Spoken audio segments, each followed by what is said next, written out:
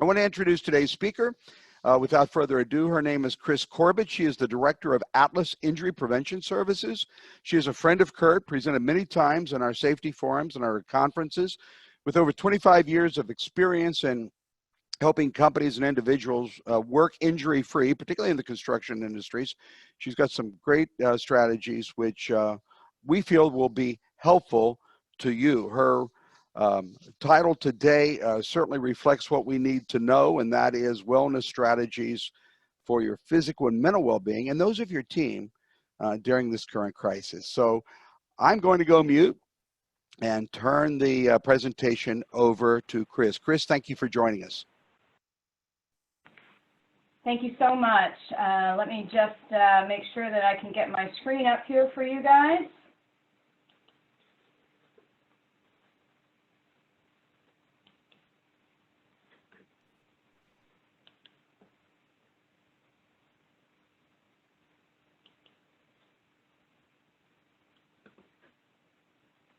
All right, are we able to see the construction in crisis slide? Yes, we are. Now my slide. Yes, it's all yours. Wonderful. Well, thank you for the nice introduction. As Palmer had stated, I have been working with Kurt over the years, talking about wellness and safety strategies. So I'm happy to be here. Just to elaborate a little bit more on my background, I've been working in the wellness industry for 25 years. The first part of my career really was focused in on how to change people's habits specific to reducing healthcare costs for insurance. The latter part of my career really was spent in how do I take wellness and behavioral change and really integrate it with safety and injury prevention, because that's really such an important part of keeping your people well, productive, and healthy in the workplace. I've got a love for the construction industry with the thought that your guys and gals out there are working hard and they're really, really hard on their bodies. They go to work every day and they're leaving and often with these aches and pains. So how do we get people feeling better emotionally, physically? That's really my objective specifically for all of the folks that I work with. So Atlas itself, just a little background, Atlas has been around since 2002, and basically we help companies develop strategies and solutions to keep their employees healthy and reduce injuries. So it's all about safety, injury prevention. We figure out where the problem is and then develop solutions. So that's really the gist of what we're dealing with.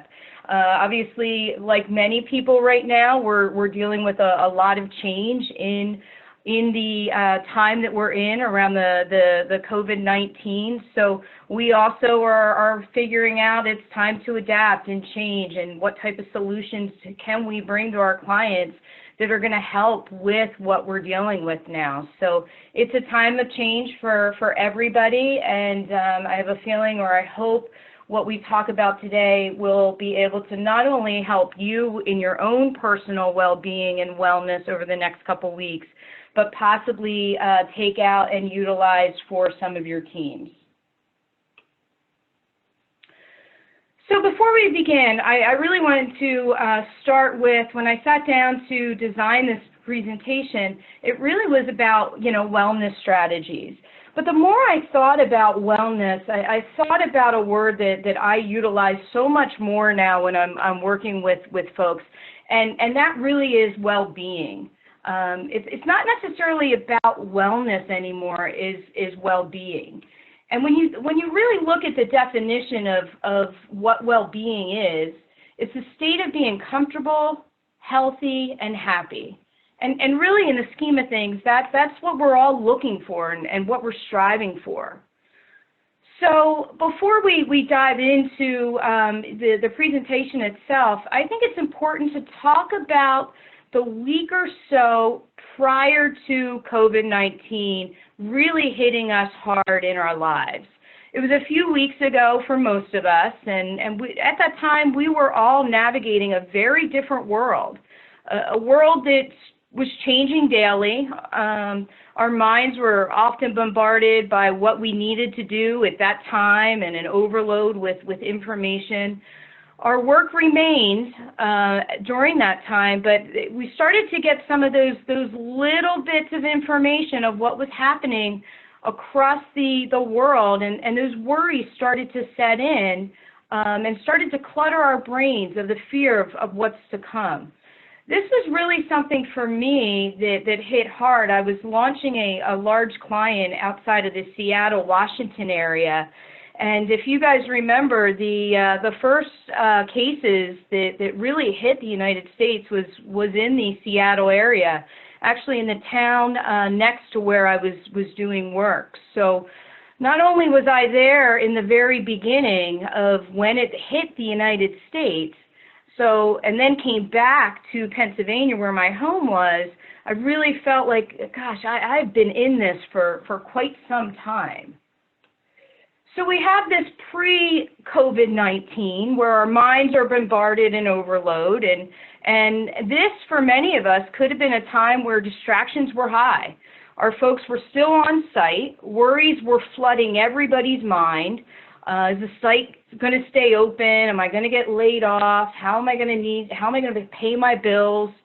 What's going to happen to my vacation that I've been planning for over 2 years with my family? And I like to use this picture often in some of my construction sites because, as you can see, people's minds were full of distractions and worries. And whenever there's worries and distractions and there's not some ways to combat that, we may thrust ourselves into a place where safety could be a concern. So not only was this going on during the time where we were still on site, at that time, though, we all had folks that we could rely on. We had folks that we could talk about our concerns. But now we're thrust into this world of isolation from our coworkers, our friends, some of which is our family, and this can really be a scary place. So we have this, pre-COVID-19, minds were bombarded, we were overloaded, the scariness of what's to come. And then we found ourselves in the midst of this crisis. This is what I would describe as the time of trauma. It was a busy, frantic couple weeks for many of us. The question for a lot of you guys and gals that are sitting on the phone, what do we do with our sites? What do we do with our workplaces? There was a mad dash to get home office spaces set up, get some level of routine for your children regarding schooling, get to the grocery store, get what you needed. And it was a mad dash that really caused a lot of frustrations for folks. The news was covering this crisis 24/7.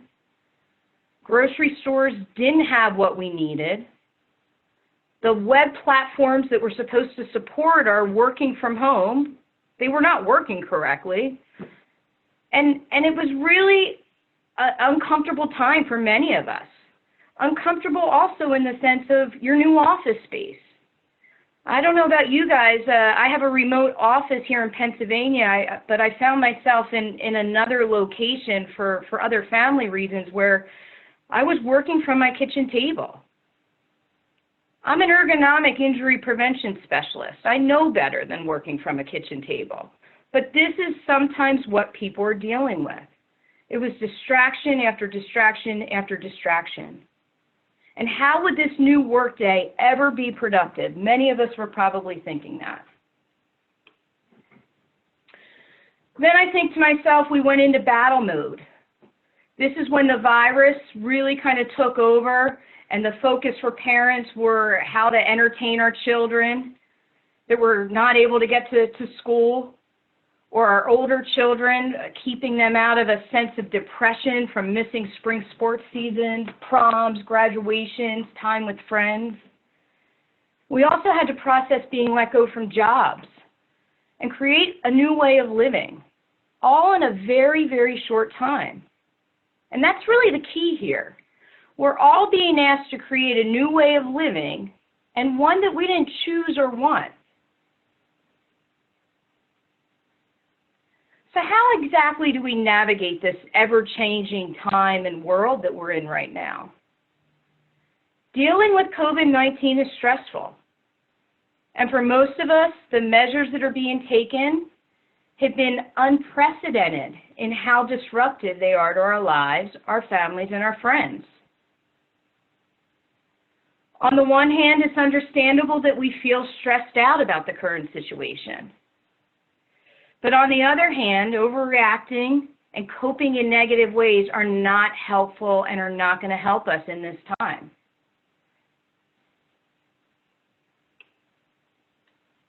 I want to come back to how we navigate this ever-changing world. Humanity's been faced with other stressful times, and we've survived. And the good news is that there's positive ways to cope and be resilient. And that's really what we're going to focus on as we get into the bulk of these slides that are coming. We'll be discussing some of those well-being strategies to help you with your resiliency at this time. Anybody that knows me or has heard me speak in the past knows that mindfulness is a really important thing that I build into a lot of my solutions. And it's really something that I keep in my toolbox of resources. I pull mindfulness practices in to help companies with safety, to help companies recognize early signs of body aches or discomforts that could potentially help them identify a potential root cause of what's causing them discomfort. I also use it to help people recognize a habit that they may need to change. Mindfulness is about the ability to slow down and pay attention on purpose in the present moment. It's not about getting caught up in the whys and the what ifs. Why is this happening? What if we get quarantined for another 2 months? It's about staying in the present and rational moment and sticking to the facts as you know them now.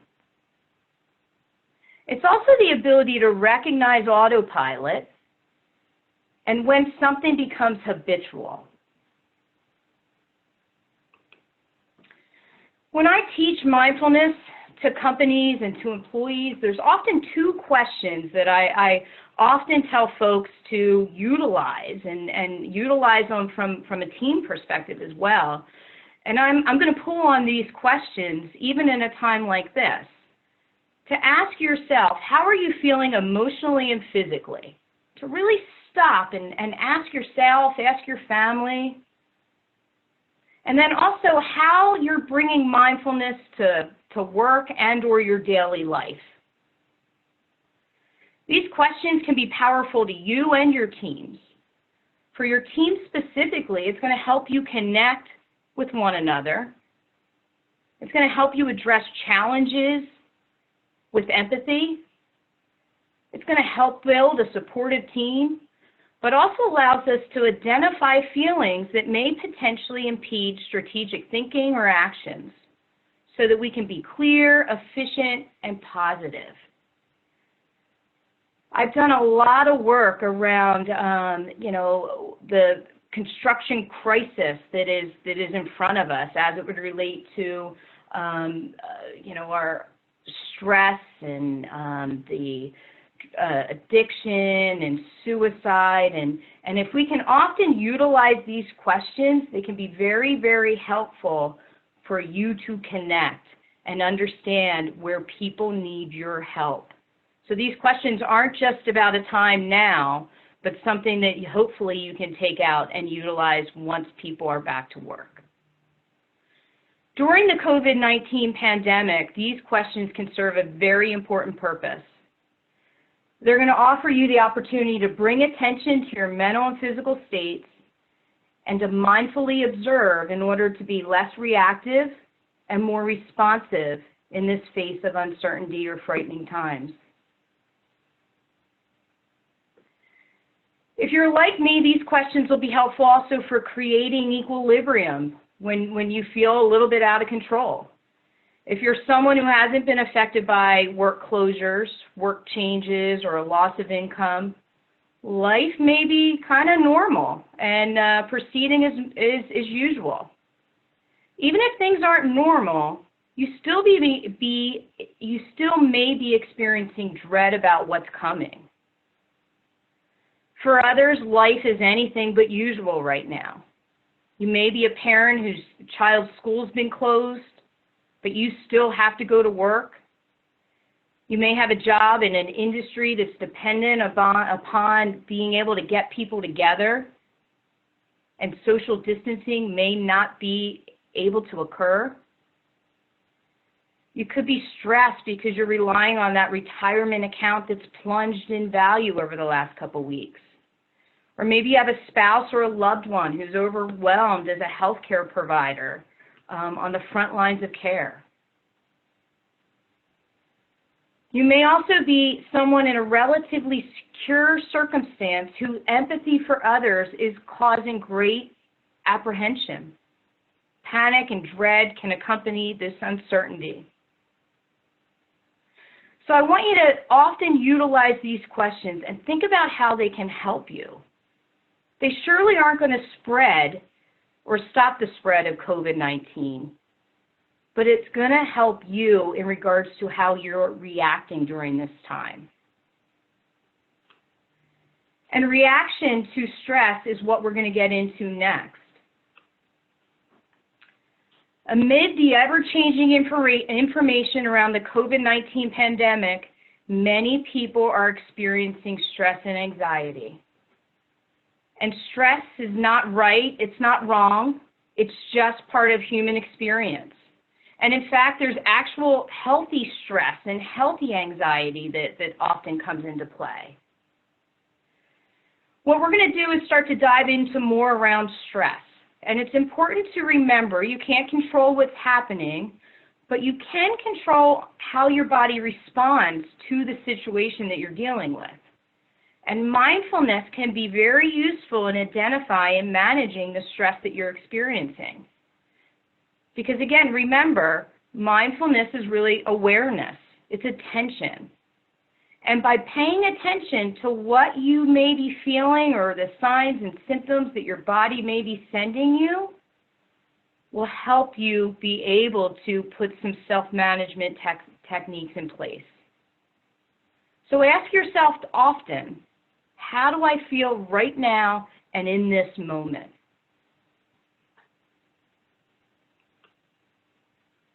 So when we talk about stress, it's important to talk about a stress plan.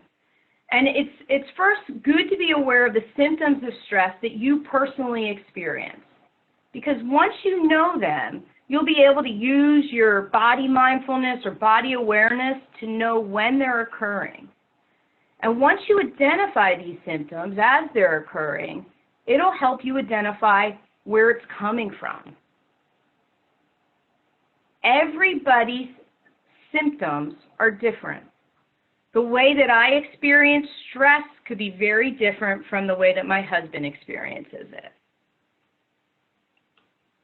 So let's take a look at some of the symptoms of stress. Stress can operate as an alarm in the brain, which can prepare our body to react as a defense mechanism in situations where we may feel threatened. This mechanism is referred to as the fight or flight response. And it can occur during all types of bodily threats, whether it's perceived, real, physical, or psychological. During this response, many different reactions occur in the body that help us defend ourselves. We are all built with an automatic response to stress, including some of the symptoms listed here. Take a moment to check in with your body right now, and which are some of the sensations you may be currently experiencing.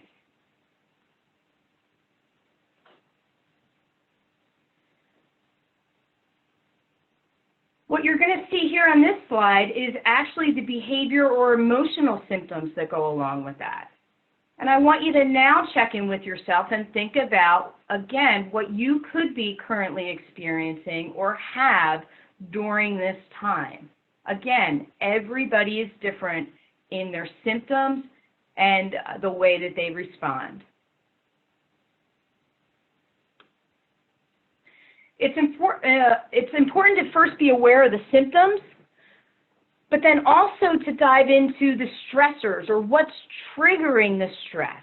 Get to the root cause of where it's coming from. And sometimes these could be our stress triggers. It could be our physical environment that we're in right now. By all means, we are all being pushed into an environment that's not comfortable for many of us. It's new. It's working from home. Maybe we're dealing with our pets and our kids. It's not as quiet as it normally is. Maybe it's more social. Maybe it's the stress of public speaking or doing a webinar for Kurt here this morning. Maybe it's your workplace or the fact that you have a big project or you're just overwhelmed with the workload that you have. Maybe it's major life events, and these can actually be positive events like a marriage, a planned pregnancy, a promotion, buying a house. Or unfortunately, those negative major life events like a death of a loved one or going through a divorce. These are all things that we deal with in different times of our life. And these are also important to understand. These are what your teams or your construction workers or your folks in the workplace are dealing on a regular basis. Think about these stress triggers. Think about how you can assist with what's going on.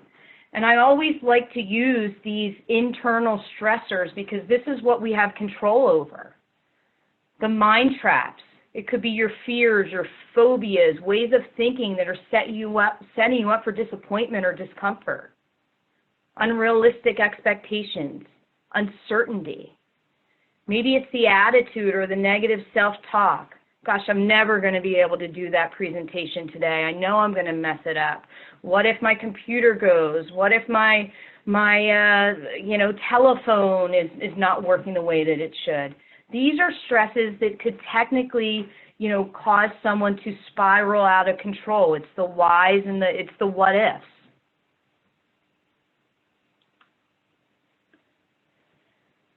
I like this animation because I always think about most stress is a direct result of automatic thoughts. And I coach people on the fact that we have over 60,000 thoughts a day. And our mind is constantly racing, and it's an amazing tool. And we're unable to switch it on and off, and it can be overwhelming. Mindfulness allows us to recognize when we need to switch on or off, or to recognize that maybe some of the concepts of being non-judgmental or self-critical could be causing us more stress. Mind traps can also include worrying about the past or thinking about the future.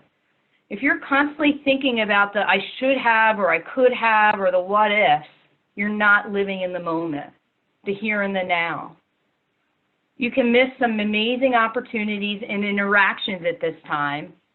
And there's few people that live in the moment. We very often dwell on the past or imagine what's good or bad of the future that the future will hold. We cannot possibly change the past. It's already happened. Likewise, you can't predict the future either. It's yet to come. What we can do is stay in the here and now.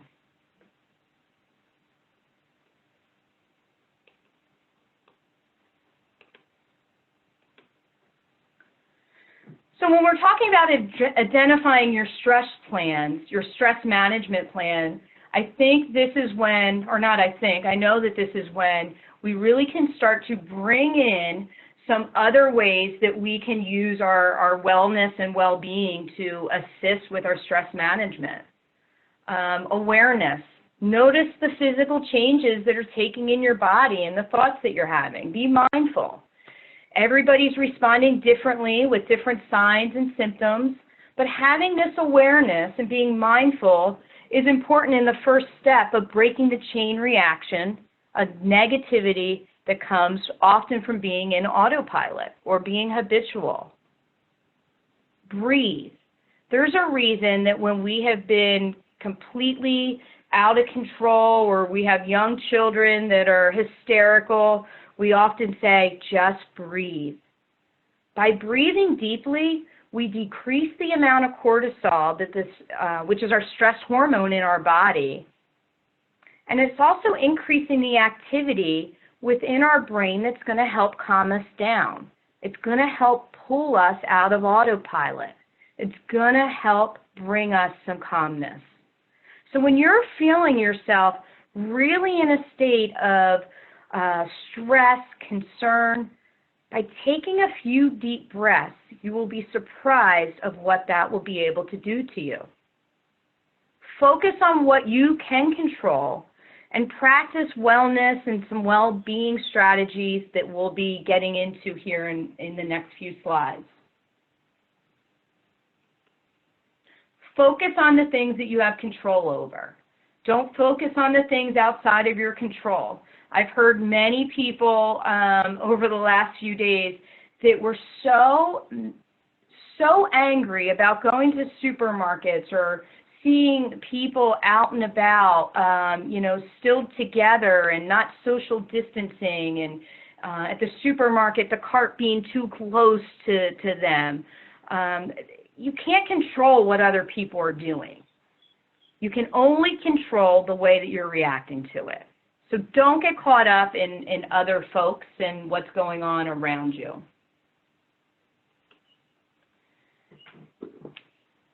I want to talk about some things that's really easy to implement, and I'm calling it keep it simple. This coronavirus is sparking anxiety across the globe. And the virus has everyone making changes to their daily routines. We're washing our hands more, practicing social distancing, quarantining ourselves. And this is obviously important, but there's simple steps that we can all take that mentally and physically are going to help us to get through this. And really it's about keeping it simple. Keep a schedule. Maintaining your regular daily routine will help create a sense of normalcy for everybody in your household, especially your younger children. Although some aspects of our social routine may need to be adjusted, obviously, specific to the concerns we're dealing with, we can continue to spend time together as a family, maintain your normal meal times, play with our pets, make sure you're working out, play games, watch movies together. Keep it simple. Having a simple plan for your daily activities during this time is going to help curb your anxiety. If you're working from home, prepare space for yourself to work. Avoid working in bed in front of a TV. Obviously, this is all going to create distractions, and actually it will increase your anxiety. It'll also be helpful to keep your normal morning routine, just as you were going off to work. Get up, get yourself out of your pajamas, get your shower, dress for the social life that you want, not what we currently have right now. Home ergonomics. I think it's important to understand having a good chair and proper ergonomics while working remotely is something that you don't want to overlook.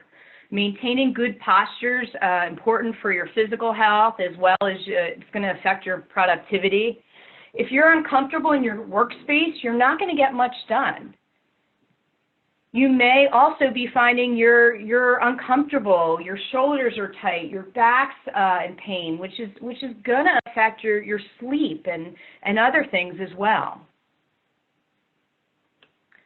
I actually will be sending along in our follow-up a opportunity for all of you to take advantage of a remote office software free of charge. So you can expect that will be coming. but I'm going to go over just a few quick home ergonomic important tips in case you do not have a home office set up, or maybe your children's using it for schoolwork. Here's some important things to remember. The importance of good posture, it starts often with a chair. Make sure that your feet are flat on the floor, your back supported.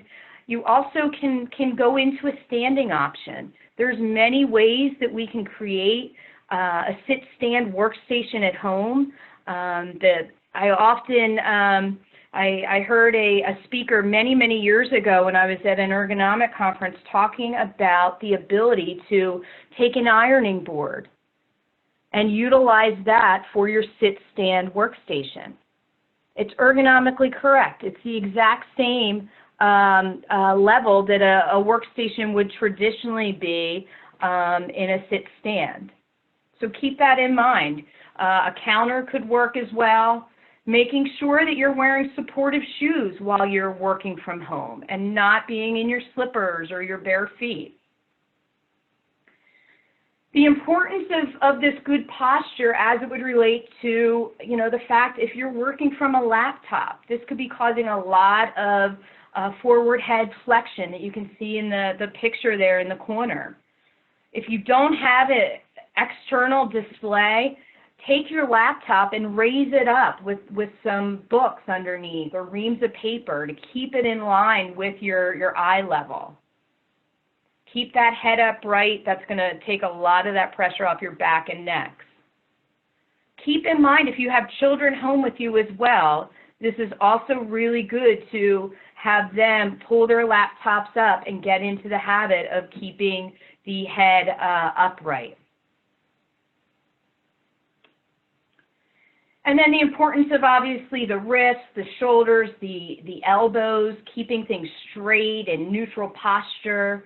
Again, I'll be sending a sheet along with the slides as well as the survey and software if you would like to have more information. So let's come back to overall well-being.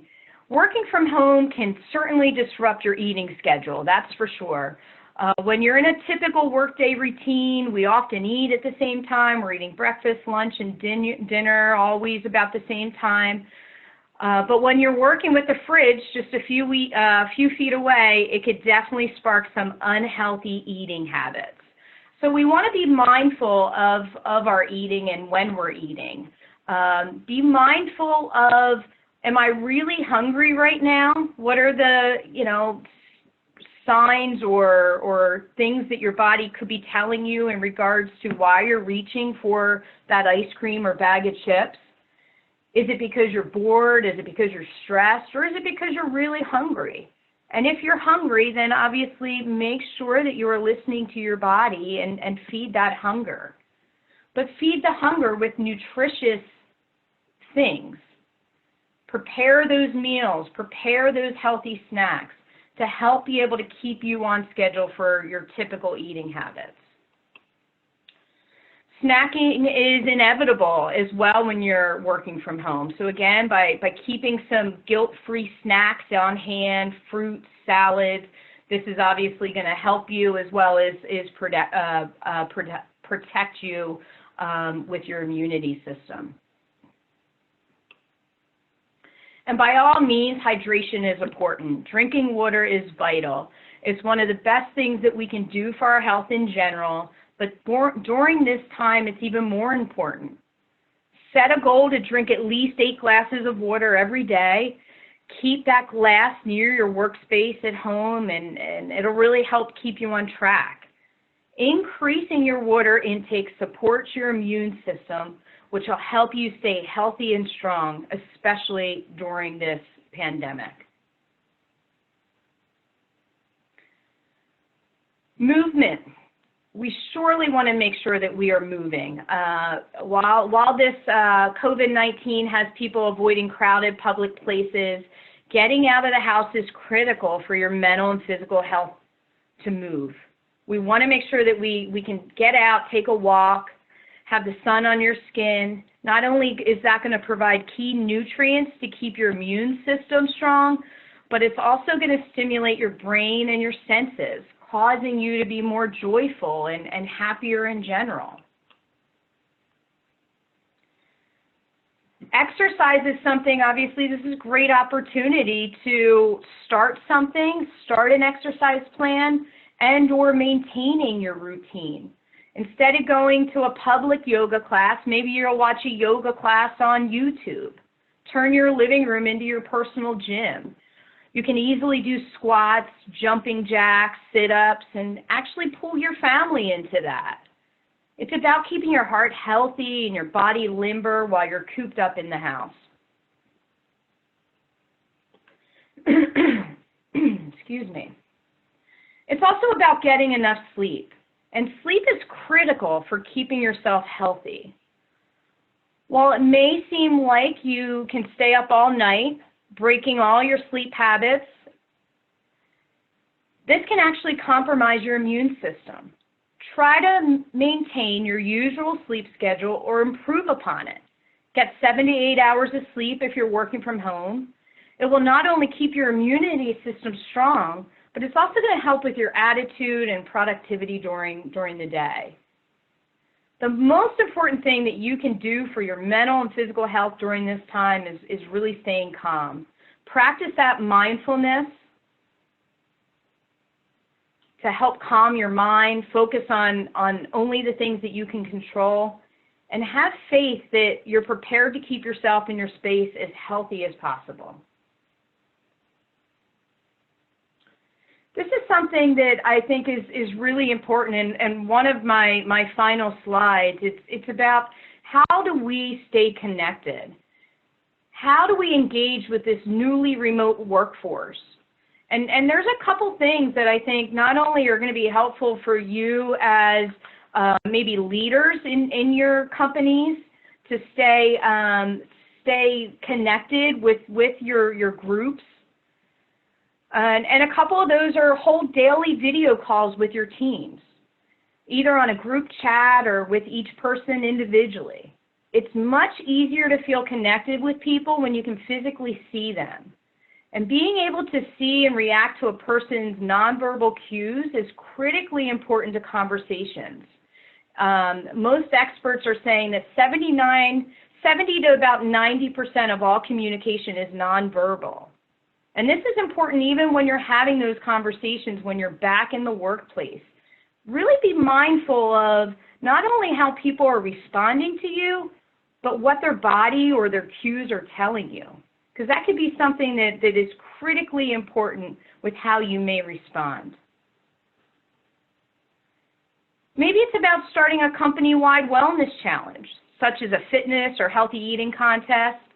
You could always challenge your employees to reach a certain number of steps or be active for 30 minutes each day. This can create some competitiveness amongst your team, which is good at this time. Maybe it's about implementing an employee recognition program, which a lot of companies aren't thinking about doing right now. Keep your morale of your employees up. Recognize those that are doing above and beyond. It's hard work transitioning from being in an environment where you're in the office to a remote situation. Send quick check-in surveys to your colleagues and get a sense of how employees are feeling during this time.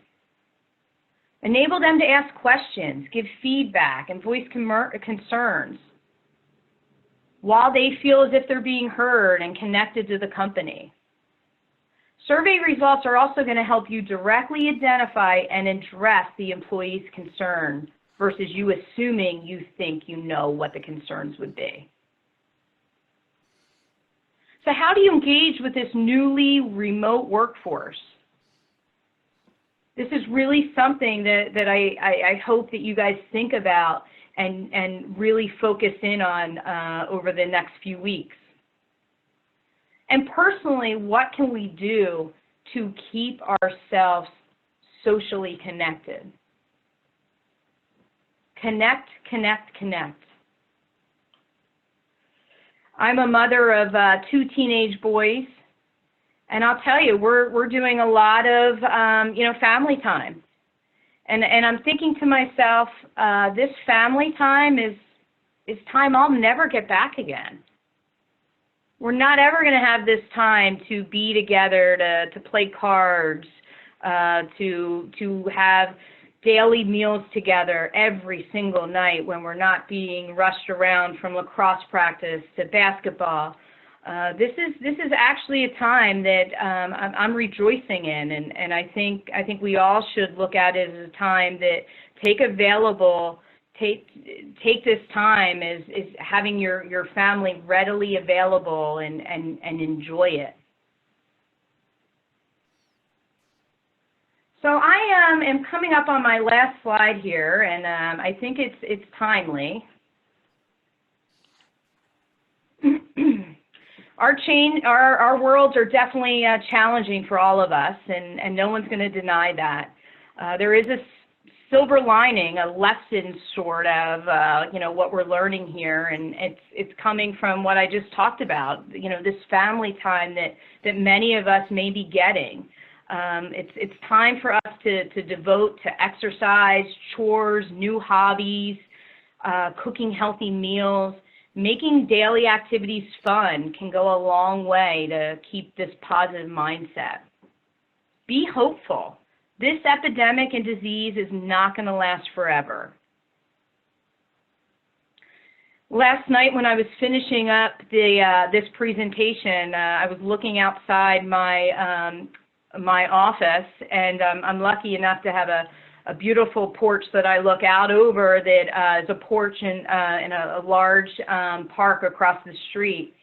And when I looked out, thinking about, how I was going to talk about the construction crisis and thinking about what all of you guys must be dealing with and how hard that may be, this is what I saw outside my window, this beautiful rainbow. And I thought to myself, we will get out of this, and who's to say that we may get out of this and it could be better on the other side. Maybe it's what we needed to get ourselves back in check with our family and our well-being.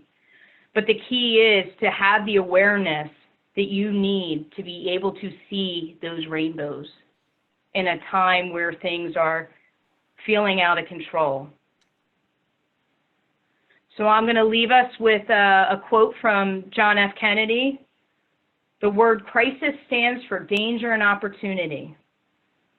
In a crisis, be aware of the danger, but recognize the opportunity. Thank you so much for having me, and I look forward to some discussion here. Kris, thank you so much. That was terrific information. I took some notes on some of your points that weren't enumerated in the slide deck. Thank you so much. So here's what's going to happen.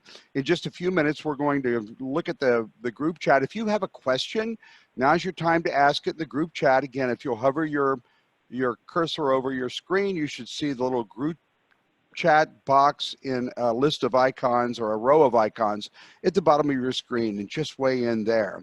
Also, at the end of the day, you'll receive an email with this complete slide deck, the extra resources Kris very generously made available, as well as her bio data sheet and some other information you might find very helpful. So let's take a couple of questions if we can. The first one is, and I think you answered it toward the end, what are some of the, so I'll ask the second part of the question. What are some of the watch outs that we need to be mindful of when we do return to work, or even before we do, with our project teams? Are there some danger signs or warning signs that as project managers and those who are in charge of others need to be mindful of moving from this point forward? I think you answered the question about what we can do to take care of our project teams, and you mentioned communication. What are the watch outs? Yeah, that's a great question, and actually something that is really, really important, especially if you're bringing your contractors back into the site who maybe have not been working for some time. What's going to happen from a perspective of their body? When people are coming off of shutdowns or out of work for a few weeks, their bodies are not used to the work that they may be putting on the demand of what's to come. So maybe making sure that folks are taking the time to stretch and you know, have the ability to ask question, hey, how's your body feeling? Maybe the chance to ramp up a little bit slower versus going 100% right out of the gate trying to catch up. We will see an increase in musculoskeletal concerns coming out of the gate, specifically for those folks that are coming back into the job sites from not working for a while. Great answer. Thanks, Kris. Another one asks, there is a prevailing alpha dog mentality throughout the construction industry. We all are aware of that. Any suggestions on how to get folks to embrace or at least attempt this mindfulness coaching that you offered? Thoughts? Well, I mean, again, because I've been working in construction for a very long time with mindfulness, I get this every time I speak to mindfulness around the construction industry. Believe it or not, the key to mindfulness is to drip it in everything you do. It cannot be a buzzword. It cannot be something that is just talked about at a toolbox talk and it goes away. Incorporate mindfulness as it would be for stress, for nutrition, for sleep, and I can always help with resources if that's something you guys are looking for. Thank you. Another question asks, what is the expectation regarding an emergence or a surge perhaps even in mental health issues post-pandemic? Is there an expectation that we will have not done well with quarantine and this is going to now present itself on our projects? Or, you know, what's the common thinking? I know it's crystal ball, but what are your thoughts? Yeah, I mean, there is no doubt that the mental health industry right now is surging. It's folks that have never had to deal with quarantine. It's people that are struggling with stress and managing it, the anxiety that they have. Our teenagers are really struggling at this time. Obviously, for your workers who have been without paychecks, we know that when folks are unable to work, they're unable to pay their bills.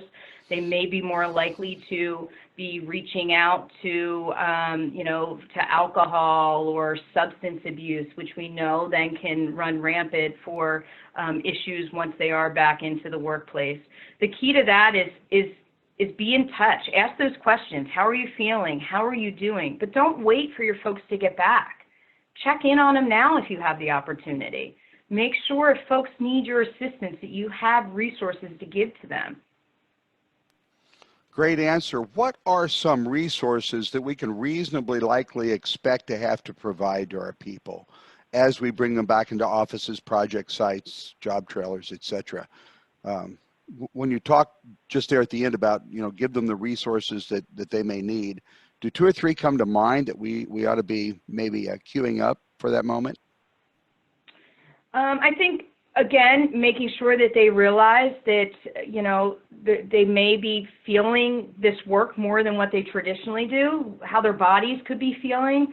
We've got to think about our population, specifically construction. It's an aging population. So the fact that we've been away and now we're coming back, their bodies may not be able to respond as well as it did in the past. So making sure that people are aware that, hey, you may be a little bit more sore than you normally are. You know, making sure that they have resources in place that, again, around proper body mechanics, stretching, some first aid resources around, you know, anti-inflammatories, icing, things like that they can utilize versus having to go into the healthcare system and getting a possible flag of a recordable injury.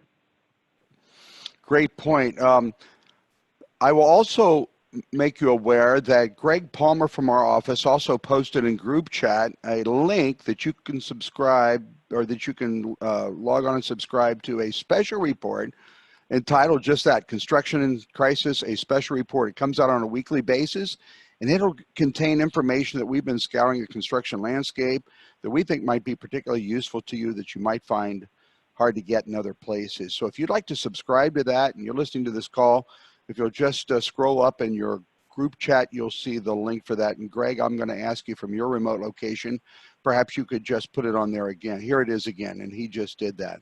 Another question comes in, Kris. Any advice for how those of us who currently work from home, this is a good one because I think we've all experienced that at this office, but those of us who work from home, it just feels like we're working all the time. I know I have texted, called, emailed, you know, well into the evening hours, and the staff has been so gracious. We've all responded within a reasonable time, if not immediately. I feel like I'm working longer and harder now than I was before under less agreeable or less desirable circumstances. Thoughts on how we can create a work-life balance if there ever was such a thing to begin with? Oh my gosh, if only I could say that I was doing a good job of doing that myself. And I'll tell you, as I was doing this presentation, it was actually good for me to come back to the basics and realize that I need to do a better job myself. And sometimes it's about just reminding yourself and recognizing that you have to pull away. Atlas, for example, we're in the midst of coming up with these coronavirus solutions, and I'll tell you, we are busier now than we have ever been. So I'm working 10, 12-hour days. It's hard for me to pull away. I have to do a better job, and I think sometimes it could be setting timers, getting back to that schedule routine that I talked about. We would traditionally leave the office at 5 o'clock if you had to pick up your son from school or basketball practice. You need to do the same thing when you're working from home. Get yourself away from the desk. Keep that schedule. Yeah, that's great advice as well. Another question came in. Do you expect there to be an emergence of heretofore unknown or unforeseen safety issues as a result of this experience? And again, that's kind of crystal ball, but what are your thoughts on safety issues, maybe increased incidents in some areas that we're going to have to deal with as a result of the upset that we've experienced over the last month? You know what? I personally think, or I hope from a mindfulness perspective, we all were kind of on a hamster wheel and live in a life that is just running 24/7, where many of us are burning the candle from both ends.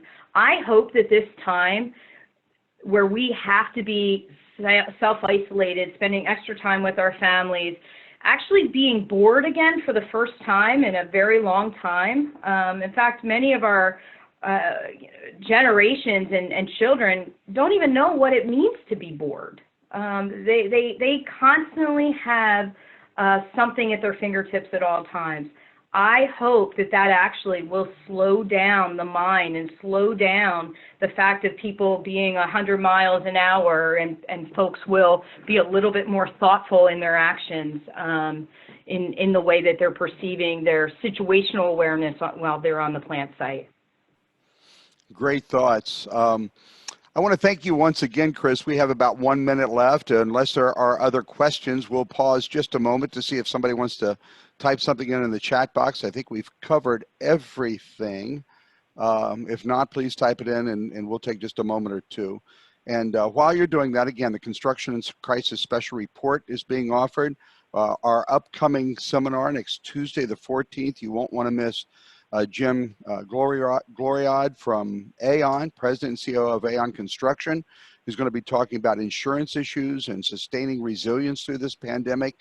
He's going to be joined by Tony Adame, who is a director in the Construction Services Group.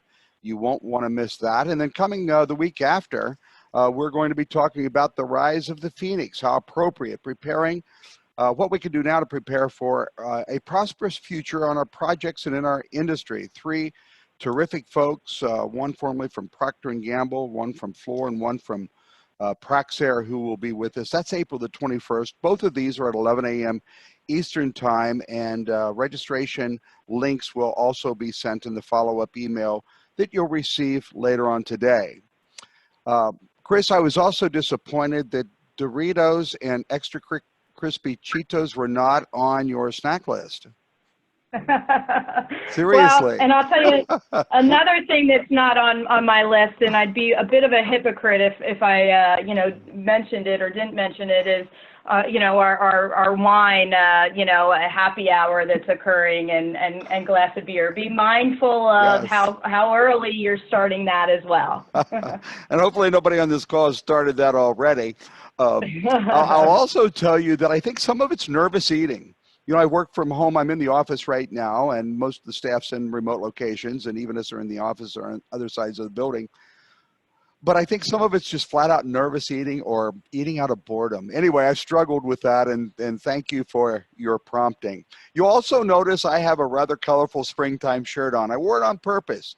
I didn't know that Kris was going to include the rainbow in her slide deck, but in the spirit of that, I think that it's a special week in the life of Western civilized culture as well, regardless of your faith tradition. Of course, Passover yesterday for our Jewish friends, Easter coming up here for us. So I would encourage you this weekend, in the midst of all this loss and upset and uncertainty, find something and someone's to be thankful for. Take a moment to pause and reflect. We're still the greatest country in the world. We had the strongest economy in the world coming into this thing. If anybody's going to recover rightly and quickly, it will be us. So I would encourage you to celebrate this weekend as your faith tradition compels you to do so. Say a prayer for all of us, that we can get out of this quickly, and that our elected leaders can have wisdom that's beyond their learning, really, to do and make the right choices. Take care of yourself. Take care of each other. Thanks for joining.